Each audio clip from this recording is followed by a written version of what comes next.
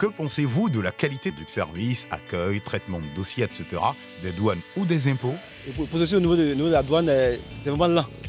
On veut qu'on améliore un peu le système de travail, quoi. Tu peux venir pour un dossier, on va te faire repasser à chaque fois. Donc ça fait que c'est pas très intéressant d'avoir son dossier en douane. Quand tu ne connais pas quelqu'un, on va retarder ton dossier.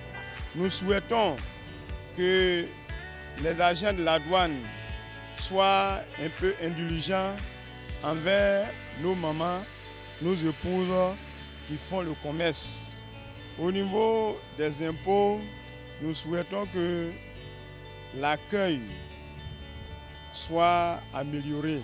Bon, les impôts, j'avais dit qu'ils ont un peu amélioré leur système, mais il reste encore beaucoup à faire. Parce que dans le temps, il y avait de longues files d'attente pour simplement déposer les chèques.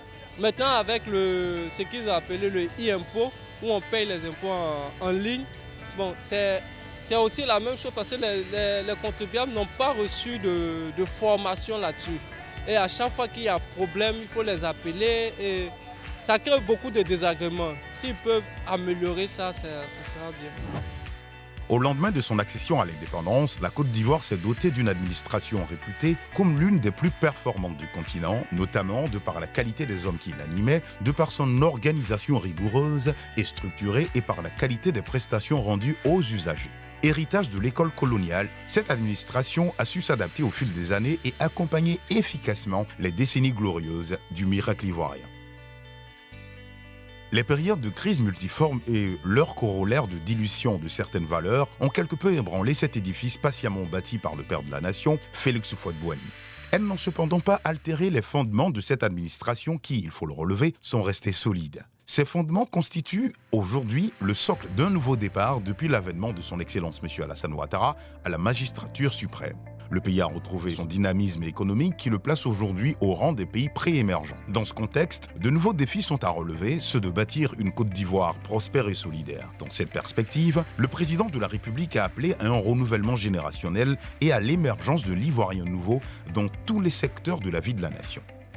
Au niveau de l'administration, cette vision se traduit par la nécessité de mettre en place une administration publique, jeune et moderne, à même d'accompagner et de contribuer au dynamisme économique du pays. À cet égard, l'administration se doit d'être un modèle de service public en phase avec les évolutions récentes en matière technologique, mais aussi et surtout un service public de qualité. Ainsi, M. le Président de la République a, lors de son discours du 8 avril 2021, engagé le gouvernement à poursuivre les réformes, notamment en matière d'amélioration de la qualité du service public, de lutte contre la corruption et l'impunité, de consolidation de la bonne gouvernance, de gestion saine des finances publiques et de l'amélioration du climat des affaires.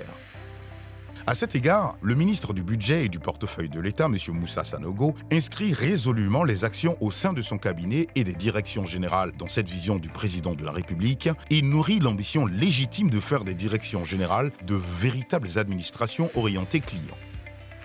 Aussi a-t-il instruit la Direction générale des douanes et la Direction générale des impôts, principales pourvoyeuses de recettes de l'État, d'entreprendre des actions pour l'amélioration de la qualité du service rendu à l'étranger. L'objectif poursuivi est d'assurer la célérité dans le traitement des dossiers et l'amélioration de l'accueil en vue de satisfaire leurs besoins et attentes des usagers clients. En ce qui concerne l'administration fiscale, il est à noter que la promotion des valeurs morales et éthiques constitue l'épine dorsale de la politique de management. Cette vision managériale s'est traduite depuis plusieurs années par la mise en œuvre d'outils ou mécanismes à même d'offrir aux usagers clients un service public de qualité et à lutter contre les cas de malversation de toute nature. En dépit de tous ces instruments, force est de constater hélas que des faits et des comportements contraires aux bonnes pratiques subsistent encore. Il est donc impérieux de mettre en œuvre des actions correctives en vue de restaurer la confiance entre l'administration fiscale et ses usagers, de même que renforcer l'autorité morale de la DGI par des mesures qui font la promotion de la bonne gouvernance. Nous avons des outils et des organes au plan interne et nous en avons au plan externe. Au plan externe, le premier outil juridique qui régit la vie d'un fonctionnaire, c'est le statut général de la fonction publique. Au niveau interne, le régime disciplinaire de l'agent des impôts. Nous avons une charte d'éthique. Nous avons mis en place un système de management de la qualité justement pour améliorer la qualité des services à rendre aux usagers. Nous avons une ligne verte et un site web. L'usager peut nous saisir de tout ce qui touche à l'administration fiscale.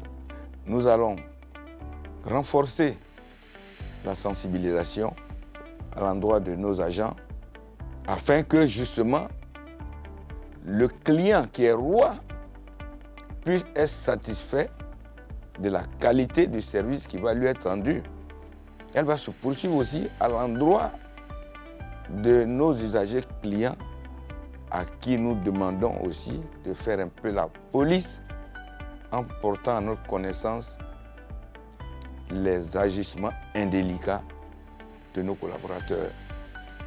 Et tout cela, au final, doit faire l'objet d'un suivi-évaluation par une instance qui sera tierce, qui va se faire un sondage à la fois au niveau des agents et au niveau du public pour voir qu'est-ce que vous pensez du système de la Direction générale des impôts en termes d'éthique, de déontologie, de relations avec les clients.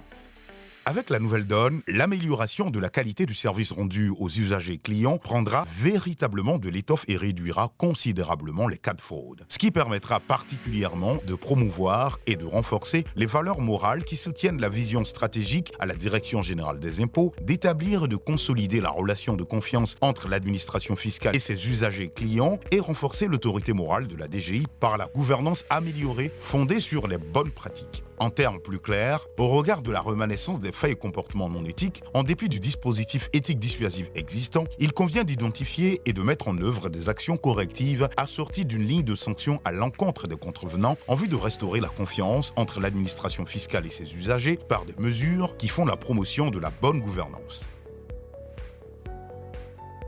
Les douanes ivoiriennes se veulent une administration moderne et vertueuse. Cette forte aspiration s'est traduite par un vaste chantier de modernisation depuis quelques années. Aussi ont-elles déployé un système de management par la qualité au sein duquel la satisfaction de l'usager client tient une place de choix. Plusieurs dispositifs et instances de concertation avec les usagers clients ont été mis en place pour une meilleure prise en charge de leurs besoins, réclamations et suggestions en vue d'évoluer in fine dans un environnement de confiance et de parfaite collaboration. La satisfaction des besoins et attentes de nos usagers clients a toujours constitué une préoccupation fondamentale pour notre administration.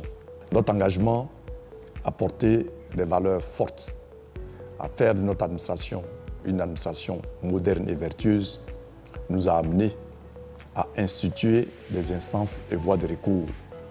J'invite vivement les opérateurs économiques à recourir à ces instances mises en place pour nous faire parvenir leurs desiderata et toute autre revendication pour que nous puissions les traiter au mieux de leurs intérêts.